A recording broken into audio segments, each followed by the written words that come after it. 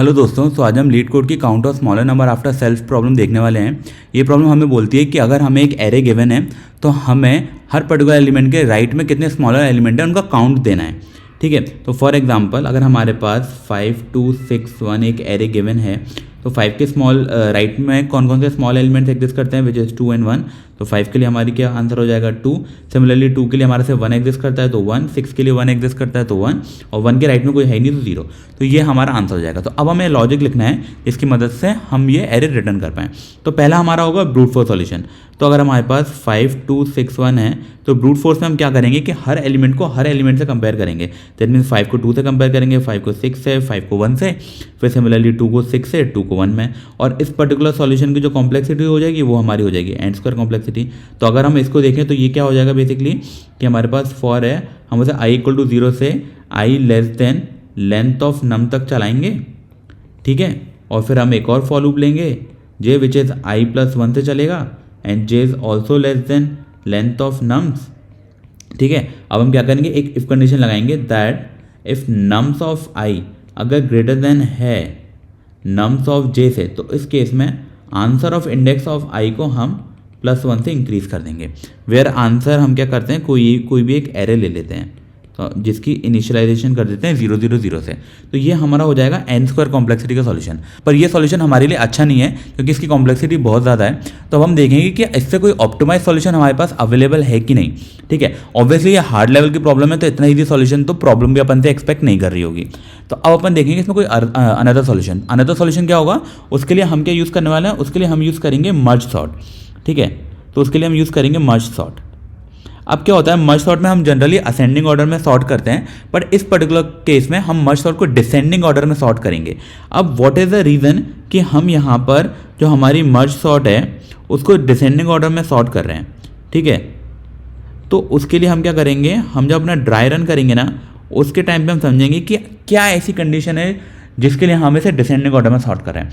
तो हम क्या करते हैं, हम एक ऐसे एरे लेके चलते हैं जिस केस में हम वो कंडीशन एक्सप्लेन कर पाएँ। तो हमारे पास फॉर एग्जांपल हमने ले लिया अरे 5 8 7 6 1। For example this is the अरे दैट वी हैव। ठीक है, तो ये हमारी इनपुट अरे है। तो अब हम क्या करेंगे, अब हम इसके लिए क्या करेंगे, हमारे मर्ज सॉर्ट का ट्री बनाएंगे। ठीक है, तो मर्ज सॉर्ट का ट्री बनाते हैं हम। तो हम शुरू करते हैं हमारा ट्री विच इज़ 5 8 7 6 1। इसको हमने डिवाइड करा दो में विच इज़ 5 8 7 देन 6 1। देन इसको हमने अगेन डिवाइड करा 5 8 में देन 7 में एंड इसको 5 8। ठीक है, एंड दिस इज 6 1। अब यहाँ पर हमें टोटल 2 कंडीशन चेक करनी है। वो हमारी कंडीशन क्या होंगी, तो हमारी जो कंडीशन 1 है उसमें हमें ये चेक करना है कि हमारा जो नम्स ऑफ i है it should be greater then nums of j। And जो हमारी कंडीशन 2 है वो ये बोलती है i should be less than j। सो ये पहली कंडीशन, ये सेकेंड कंडीशन। अब जो हमारा i है तो i is the index of left sub array and j is the index of right sub array. तो इसको भी मैं लिख देता हूँ that i is index of left sub array and j is index of right sub array. ठीक है, तो ये हमारे हो गए i और j। ठीक है, अब हम क्या करते हैं, अब हम समझते हैं कि हम क्या लॉजिक लगाने वाले हैं जिससे हमें ये मिलने वाला है। तो उसके लिए हम क्या करते हैं, हम सबसे पहले एक आंसर एरे लेके चलते हैं। फॉर एग्जांपल हमने एक आंसर एरे इनिशियलाइज कर दी है। हमने इनिशियलाइज करा है 0 0 0 0 0 से। ठीक है, और इनकी जो वैल्यू थी वो हमारे पास क्या थी, 5 8 7 6 1। ठीक है, तो अब हम समझते हैं आगे। तो और इनके इंडेक्सेस और एक बार लिख लेते हैं which is 0 1 2 3 4। These are the indexes. ठीक है, अब हम क्या करते हैं, तो सबसे पहले हमें कंपेयर करना है 5 और 8 को। तो इस 5 greater than 8 condition holds false, that means इस केस में कुछ भी नहीं होगा। हम इसे डायरेक्ट कंबाइन कर देंगे। तो जब हमने इसे कंबाइन करा दैट विल बी 8 5। ठीक है, अब हम देखेंगे 6 1 के लिए। तो अगर हमने देखा 6 1 के लिए is 6 greater than 1, condition holds true. Is index of 6 is less than index of 1। तो index of 6 is 3, index of 1 is 4. Yes, so index of 6 is also less than index of 4. That means ये हमारी condition holds true करता है, true. ये particular case. तो इस case में हम क्या करेंगे, इंडेक्स ऑफ 6 में 1 से इंक्रीमेंट कर देंगे। तो इंडेक्स ऑफ 6 को हमने बढ़ा दिया, इंडेक्स ऑफ 6 पे जो वैल्यू थी उसको 1 से इंक्रीमेंट कर देंगे। तो हमने इस वैल्यू को इंक्रीमेंट कर दिया 1 से, और इसको हमने कंबाइन कर दिया 6,1। Why 6,1? Because we are combining in descending order. ठीक है, अब हम देखते हैं इस पर्टिकुलर केस को, वेयर 8 5 को हम 7 से कंपेयर करेंगे। Is 8 greater than 7? Condition holds true. Is index of 8 is less than 7? तो let me check, index of 8 is less than 7, condition holds true. That means हम 8 के इंडेक्स पे एक वैल्यू बढ़ा देंगे। तो 8 के इंडेक्स पे जो वैल्यू है एरे की, आंसर एरे की, उसकी हमने एक वैल्यू बढ़ा दी। अब हम देखेंगे 5 के लिए, is 5 greater than 7? Condition holds false. That means इस केस में हम कुछ भी नहीं करेंगे, इन दोनों एरे को कंबाइन कर देंगे। That means it should be 8 7 and 5। ठीक है, अब हमारे पास जो नेक्स्ट एरे होगी दैट इज 8 7 5 एंड 6 1। अब यहाँ पे हम समझेंगे कि हमने descending order, why descending order, हम असेंडिंग ऑर्डर में क्यों नहीं कर रहे हैं। ठीक है, तो अब हम ये समझेंगे वाई। तो सबसे पहले अगर हम देखें, तो अगर मैं ये देखूं कि 6 और 8 में, is 8 greater than 6? Condition holds true. Is index of 8 is less than index of 6? Let me check, 8 is greater than 6, index of 8 is less than index of 6, condition holds true। that means मैं यहाँ पे 8 पे +1 करके इसको मैं value में change कर दूंगा 2। ठीक है, बट वाई ओनली 2? अगर मैं इसे डिसेंडिंग ऑर्डर में सॉर्ट कर रहा हूं, दैट मीन्स जो मेरा स्टार्टिंग पोजीशन है वहां पे मेरा लार्जेस्ट नंबर होगा, और जो एंडिंग पोजीशन है वहां पे मेरा स्मॉलेस्ट नंबर होगा, right. That means if 8 is greater than 6, then all the number after 6 is also less than 8। That's right. ठीक है, तो अब अगर मेरा 8 6 से बड़ा है, दैट मीन्स मेरा ऑब्वियसली 8 1 से भी बड़ा ही होने वाला है।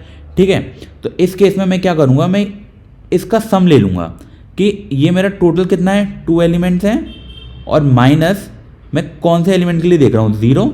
दैट मीन्स मैं यहाँ पर रिटर्न कर दूंगा 2। फॉर एग्जाम्पल मेरे पास यहाँ पर होता 9 6 1।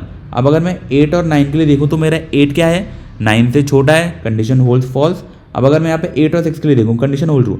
अब लेंथ ऑफ दिस कितनी होगी मेरी, 3, माइनस मैं 6 के लिए चेक कर रहा हूँ तो 1, तो क्या रिटर्न किया 2, एंड 2 नंबर छोटे हैं 8 से, कंडीशन होल्ड्स ट्रू। तो दिस इज द रीजन कि हम डिसेंडिंग ऑर्डर में लेके चल रहे हैं, डिसेंडिंग ऑर्डर। अदरवाइज अगर हम असेंडिंग में लेके चलते तो ये होता 1 6, 8 1 से बड़ा है, कंडीशन होल्ड्स ट्रू, देन 8 को अगेन 6 से कंपेयर करना पड़ता। ठीक है, अगेन 6 से।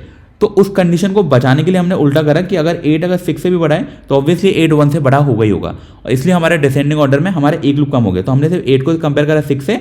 अब हमें जरूरत ही नहीं है 8 को 1 से कंपेयर करने की, क्योंकि अगर 8 6 से बड़ा है तो 8 1 से बड़ा होगा ही होगा। और वो निकालने के लिए क्या है, length of this minus length of current index जिस पे हम प्रोसेस कर रहे हैं। फॉर एग्जाम्पल हमारे पास 10 9 6 1 होता, तो length of this is 4, index 2 पे प्रोसेस कर रहे हैं, -2, तो भी 2 जाता।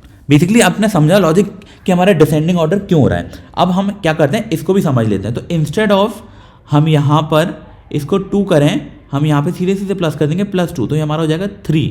तो हमारे 8 के लिए हो गया आंसर 3। ठीक है, अब हम चेक करेंगे 7 के लिए। तो 7 के लिए भी हमारा सेम ही केस है कि if 7 is greater than 6, that means obviously 7 greater than 1 हो गई। अब इंडेक्स ऑफ 7 चेक करते हैं, index of 7 is less then 6, condition holds true.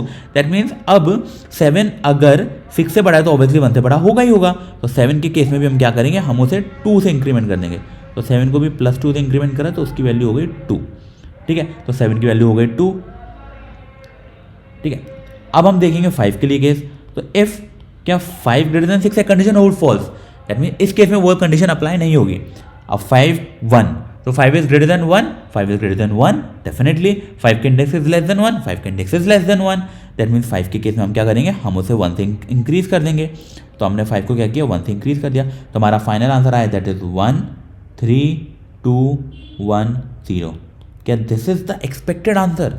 Late us check. So 5 के राइट में कौन कौन से छोटे हैं? तो 5 के राइट में सिर्फ 1 छोटा है, 5 के लिए एक्सपेक्टेड है 1। क्या हमने 5 के लिए एक्सपेक्टेड 1 लिखा है? That's right. 8 के राइट में कौन से छोटे हैं? तो 7 6 1, 8 के लिए 3 लिखा है, दैट्स ट्रू।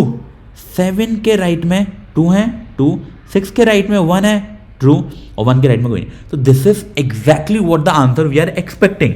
तो हमने इन दो कंडीशन को लेके और मर्ज सॉर्ट को लेके ये करा। अब इस पर्टिकुलर सॉल्यूशन की कॉम्प्लेक्सिटी क्या होगी, इसकी होगी n log n, क्योंकि हम यहाँ पे क्या कर रहे हैं, प्रॉपर मर्ज सॉर्ट कर रहे हैं। बस यहाँ पे सॉर्टिंग हम डिसेंडिंग में कर रहे हैं इंस्टेड ऑफ असेंडिंग, और एक कंडीशन लगा ली जिससे हम अपने सॉल्यूशन को और स्मॉल कर रहे हैं। ठीक है, तो ये हमारा सॉल्यूशन हो गया।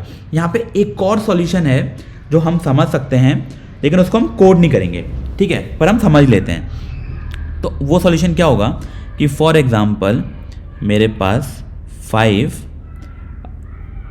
8 7 6 1 जो मैंने ऊपर एरे ली थी, मैंने इस केस में भी वही एरे ले ली है। ठीक है, तो अब अपन क्या करेंगे, यहाँ पर मैं एक न्यू एरे बनाऊंगा जो हर पॉइंट पर सॉर्टेड रहने वाली है। ठीक है, तो मैंने क्या किया कि I make a new array, ठीक है, एरे जो कि ऑलवेज सॉर्टेड रहेगी, ऑलवेज सॉर्टेड। ठीक है, अब हम क्या करेंगे, हमने एक न्यू एरे बनाई, स्टार्टिंग में ये एम्प्टी है। ठीक है, अब हम क्या करेंगे, हम हर एक नंबर के लिए चेक करेंगे। अब सबसे पहले हम क्या करेंगे, हम इस पर्टिकुलर जो एरे है हम उसको क्या कर देंगे, रिवर्स ऑर्डर में रख देंगे, क्योंकि हम पीछे से चेक करने वाले हैं। That means 1 6 7 8 5। ठीक है, अब हमने उल्टा करा। ठीक है, अब हम क्या करेंगे, अब हम यहाँ से एक एक नंबर के लिए चेक करेंगे। तो सबसे पहले हम क्या चेक करेंगे, 1 के लिए चेक करेंगे कि 1 को हम ऐसा कौन सा इंडेक्स दें इस पर्टिकुलर एरे में कि ये सॉर्टेड रहे। तो इनिशियली अगर ये एम्प्टी है तो अगर हम 0 इंडेक्स भी देंगे तो वो सॉर्टेड ही माना जाएगा। एम्प्टी एरे में हम कोई सा भी एक नंबर फिल करेंगे तो वो ऑब्वियसली सॉर्टेड ही रहने वाला है। तो मैंने क्या किया, तो इस पर्टिकुलर एरे ने मुझे क्या किया, 0 इंडेक्स रिटर्न किया और मैंने यहाँ पे नंबर 1 फिल कर दिया। नाउ अगर मैं 6 के लिए देखूँ तो 6 के लिए इस एरे को मुझे कौन सा इंडेक्स रिटर्न करना चाहिए कि मैं उस पोजीशन पे 6 को रखूँ वो सॉर्टेड रहे। तो ऑब्वियसली मुझे 6 के लिए क्या मिलेगा, इंडेक्स 1। Y index 1? क्योंकि मैं यहाँ पर ये 0 इंडेक्स पे तो 1 पे ही जा सकता है। तो अब अगर मुझे इंडेक्स मिलेगा 1 तो मेरी जो नेक्स्ट एरे होगी वो होगी मेरी 1,6। अब मैं चेक करूँगा 7 के लिए, तो 7 के लिए मुझे कौन सा इंडेक्स मिलेगा। तो ऑब्वियसली मैं 0 नहीं दे सकता क्योंकि 7 1 से बड़ा है, ये भी नहीं दे सकता। तो मैं नेक्स्ट इंडेक्स क्या दे सकता हूँ, 2। तो 7 को मैंने क्या दिया, नेक्स्ट इंडेक्स दिया मैंने 2, और यहाँ पे मैंने फिल कर दिया 1 6 7। अब अगर मैं 8 के लिए देखूँ तो ऑब्वियसली 8 के लिए 0 1 2 मैं क्या दे सकता हूँ, 3 इंडेक्स।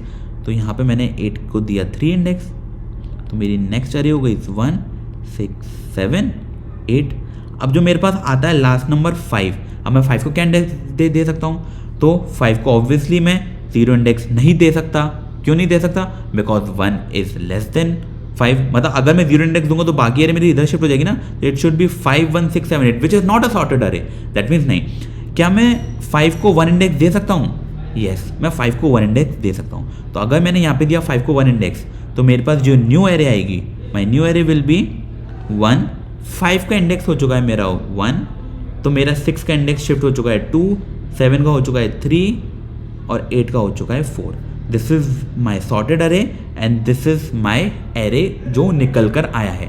अब इस एरे को अगर मैं दोबारा रिवर्स कर दूँ, जो कि मैंने उल्टे नंबर्स के लिए चेक करा है, तो my reverse array is 1 3 2 1 0 and this is my expected array. Why, 5 के लिए सिर्फ 1 था, 8 के लिए 3 नंबर थे, 7 के लिए 2 नंबर थे, 6 के लिए 1 नंबर था और 1 के लिए कोई नहीं था। This is my what exactly expected अरे। तो this is also one solution.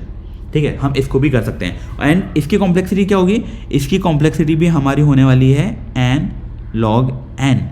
Y, क्योंकि इंडेक्स निकालने की जो कॉम्प्लेक्सिटी होगी वो हमारी होगी log n, जो वो इंडेक्स रिटर्न करके दे रहा है, क्योंकि वो under the hood BST use कर रहा है। और BST की कॉम्प्लेक्सिटी क्या होती है, log n। तो BST में हम थोड़ा बहुत लॉजिक चेंज करेंगे एंड उसकी मदद से हम एक्जैक्टली वो इंडेक्स निकाल सकते हैं कि कौन से इंडेक्स में आना चाहिए। फॉर एग्जाम्पल दिस के जब हमें 5 भरना था तो उसने ये इंडेक्स निकाल के दिया। वाई, क्योंकि 5 is always less than all these 3 number and greater than all these number. तो this is the only index possible for the 5 to have the sorted array. तो ये भी एक पॉसिबल सॉल्यूशन था जिसमें हम BST को यूज़ कर रहे थे एंड इसकी कॉम्प्लेक्सिटी भी हमें आ रही थी n log n। ठीक है, तो अब ये तो हमने देख लिया कि हमारे पास 3 पॉसिबल सॉल्यूशन है, 3 पॉसिबल अप्रोचेज हैं जिससे हम सॉल्व कर सकते हैं। एंड हमारी पहली अप्रोच थी n² complexity, second is n log n, third is n log n, और हम देखने वाले हैं यहाँ पे n log n मर्ज थॉट वाला लॉजिक। तो हम कोड करेंगे मर्ज थॉट वाला लॉजिक। ठीक है। तो अब कोड पे चलते हैं। ओके, तो अब मैं क्या करता हूँ, सबसे पहले मैं जो मेरी नम्स एरे है उसको एक क्लास वेरिएबल में बना लेता हूँ। मैं एक आंसर एरे बना लेता हूँ जो कि मेरा स्टार्टिंग में 0 होल्ड करेगा और उसकी जो लेंथ होगी that is length of nums, ठीक है। तो मेरे पास एक आंसर एरे आ गई है जो स्टार्टिंग में 0 होल्ड कर रही है। और मैं क्या करूँगा, मैं रियल इंडेक्सेस को सेव करके रखूँगा। क्यों? क्योंकि जब भी मैं सॉर्टिंग करूँगा तो मेरे नंबर्स शिफ्ट हो जाएंगे, उनकी रियल पोजीशन चेंज हो जाएगी, पर मुझे जो इंडेक्सेस है मुझे रियल इंडेक्स पे वैल्यू इंक्रीमेंट करनी है अपने आंसर की। इसलिए मैं क्या कर रहा हूँ, मैं रियल इंडेक्स को होल्ड करके रखूँगा। तो मैं एक रियल इंडेक्स की वैल्यू बना लेता हूँ। तो for I in range of nums, तो मैंने क्या किया, मैंने एक रियल इंडेक्स की एरे बना ली है जो मेरे रियल इंडेक्स होल्ड कर रहे हैं। अब मुझे इसके बाद क्या करना है, इसके बाद मुझे यूज़ करनी है मर्ज सॉर्ट। तो मर्ज सॉर्ट में मैं स्टार्टिंग इंडेक्स दूंगा 0 और जो मेरा लास्ट इंडेक्स होगा which is length of nums -1, ठीक है। अब अपन क्या करते हैं, मर्ज सॉर्ट का लॉजिक को कोड करते हैं, ठीक है। तो मैंने मर्ज सॉर्ट के लॉजिक को कोड करता हूँ which is self then start and then end, ठीक है। एंड हमारी क्या कर रहती है कंडीशन की if start is less then and, तब तक ही चलेगा। मुझे एक मिड वैल्यू निकालनी है विच इज स्टार्ट प्लस एंड 2। तो हम पाइथन में डबल स्लैश लगाते हैं सो दैट इंटीजर वैल्यू मिले हमें। उसके बाद हम क्या करेंगे, हम दोबारा मर्ज सॉर्ट कॉल करेंगे फॉर स्टार्ट मिड, देन दोबारा कॉल करेंगे मिड +1 एंड, और उसके बाद हम क्या करेंगे, हम हमारा मर्ज फंक्शन कॉल करेंगे which is start mid end. तो अब हम आते हैं हमारे मर्ज फंक्शन पे। This is the most important function, ठीक है। This is not self, this is only merge array, ठीक है। अब हम आते हैं हमारा फाइनल मर्ज पे। तो हमारा मर्ज क्या होगा, ये हमारा एक्सपेक्ट करता है स्टार्ट मिड एंड एंड। तो अब हम क्या करेंगे, सबसे पहले हम हमारी एक लेफ्ट नम्स एरे बनाएंगे जो कि हमारी होगी सेल्फ ऑफ नम्स, स्टार्ट से शुरू होगी एंड मिड +1 तक जाएगी, ठीक है। तो बेसिकली मिड +1 क्यों, क्योंकि लास्ट इंडेक्स काउंट नहीं करते हम, तो स्टार्ट से लेकर मिड तक ही रहेगा ये। फिर हमारा राइट नम्स होगा, ठीक है, which is self of nums, जो हमारी क्या होगी मिड +1 से एंड +1 तक के लिए, ठीक है। क्योंकि इसमें एंड +1 में एंड +1 वाला काउंट नहीं होगा तो एंड काउंट होगा, ठीक है। तो ये तो हमारी हो गई लेफ्ट नम्स और राइट नम्स, पर अब हमें रियल इंडेक्स भी सेव करके रखने हैं, ठीक है। तो अब हम रियल इंडेक्स का भी लेफ्ट और राइट बनाएंगे। तो रियल, तो अपन इसे बोलते हैं left of real index which is again self of real index and start से मिड +1 तक, then right of real index which is also self of real index, and ये हमारा होगा मिड +1 से एंड +1 तक। This should be column, okay. तो ये तो हमारा हो गया। अब हम क्या करेंगे, अब हम स्टार्ट करेंगे हमारा लेफ्ट इंडेक्स से विच इज़ 0 इनिशियली और हमारा राइट इंडेक्स से, ठीक है। तो ये बेसिकली हमारे होंगे 0,0। तो हम पर्टिकुलर उस पोजीशन के लिए, मतलब अब हम क्या कर रहे हैं, ये जो लेफ्ट नम और जो राइट नम है ना, हम उनके लिए लेफ्ट और राइट इंडेक्स बना रहे हैं उन दो पर्टिकुलर एरे को प्रोसेस करने के लिए।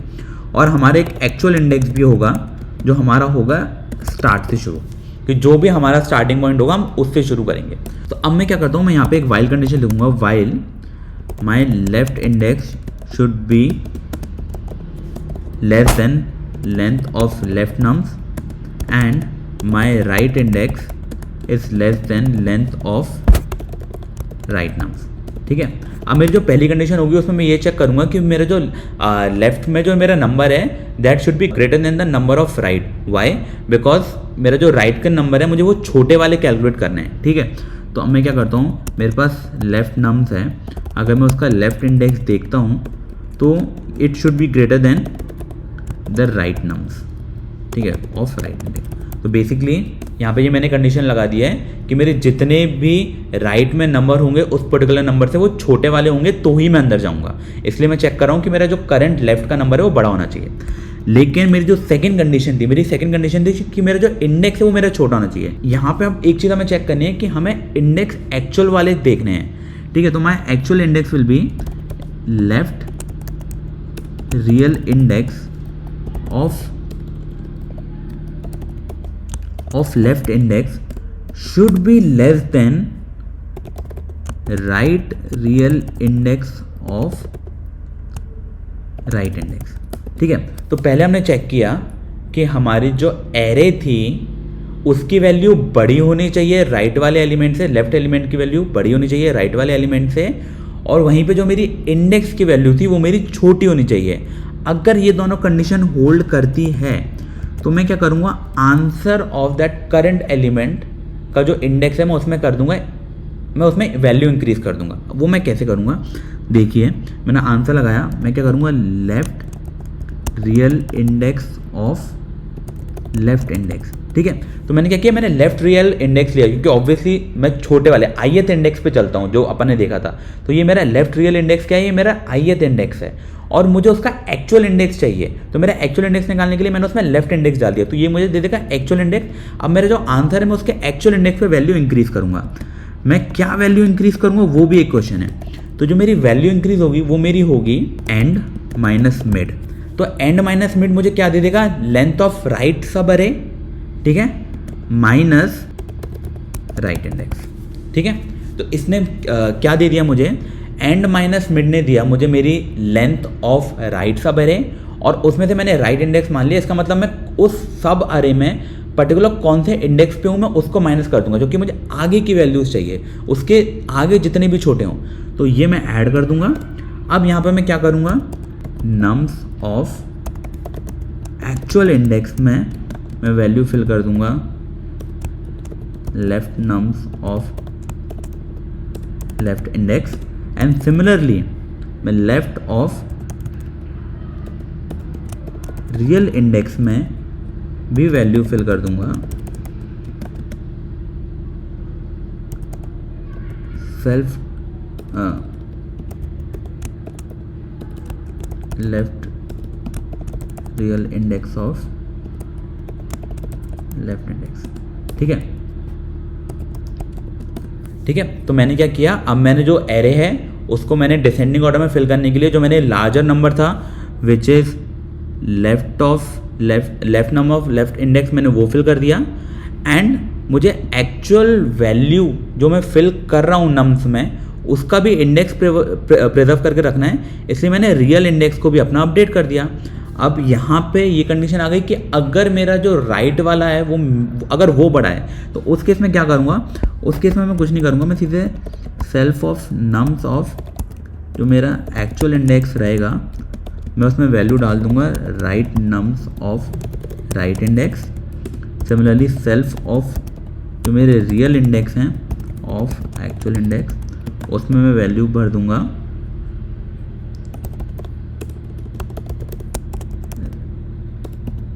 Right real index of right index, ठीक है। और मैं क्या करूँगा, लास्ट में एक्चुअल इंडेक्स को +1 से इंक्रीमेंट कर दूँगा, ठीक है।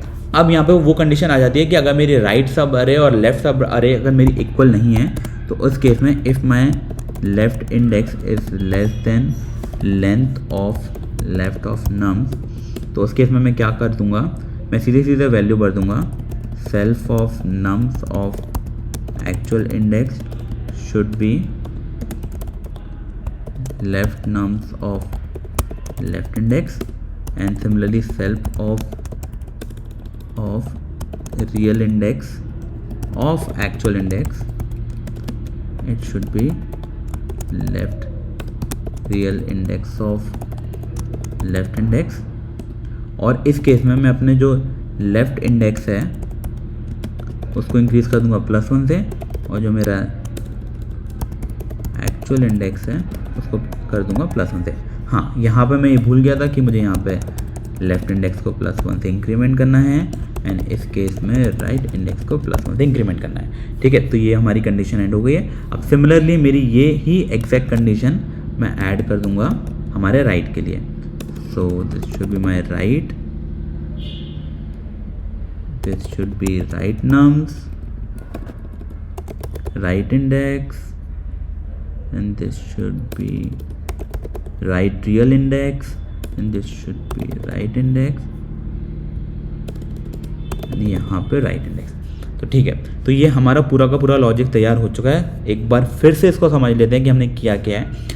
तो सबसे पहले मैंने नम्स को ग्लोबल वेरिएबल बनाया, देन मैंने एक आंसर एरे बनाई जिसमें इनिशियली वैल्यू 0 से फिल करी, फिर मैंने एक रियल इंडेक्स की वैल्यू बनाई जिसमें मैं अपने रियल इंडेक्स को प्रिजर्व करके रखूंगा, और फिर मैंने मर्ज सॉर्ट किया।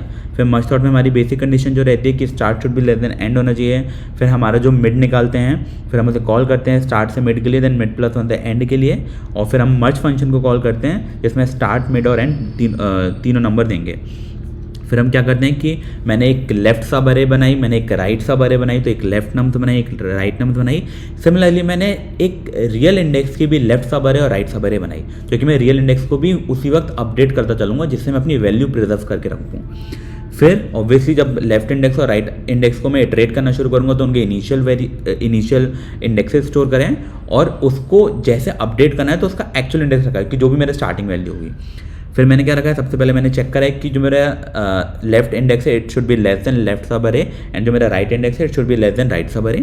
फिर मैंने क्या कंडीशन चेक करी है कि माई नंबर ऑफ द जो पर्टिकुलर इंडेक्स पर हूँ मैं लेफ्ट सब अरे में, that number should be greater than the number of the right sub अरे में उसके जिस भी इंडेक्स पर हूँ। तो मैंने वो कंडीशन चेक करी, जो लेफ्ट सब अरे के उस पर्टिकुलर नंबर का जो इंडेक्स है that should be less than from the right sub अरे ऑफ दैट नंबर।